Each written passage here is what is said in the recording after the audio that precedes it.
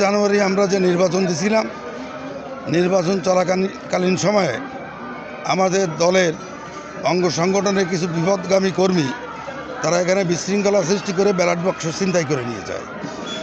আমরা এই পৌর কমিটি এবং এই তদারকি টিম, সাংগঠনিক তদারকি টিমের সবাই বসে আলোচনা করে এই নির্বাচনটা স্থগিত করে দিই।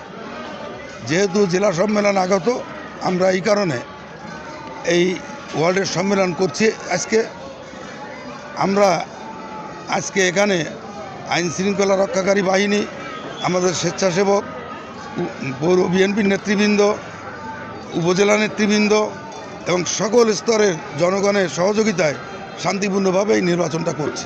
এখানে কেউ হারবে না, কেউ জিতবে না। ফেয়ার নির্বাচন হচ্ছে। হারবে স্বৈরাচার, জিতবে গণতন্ত্র। রাইট। এই নির্বাচনটা হচ্ছে সেই নির্বাচন। 17 বছরে আমরা গণতান্ত্রিক অধিকার পাইনি, সেই অধিকার প্রতিষ্ঠার নির্বাচন এইটা। এখানে জয় হবে বিএনপির, জয় হবে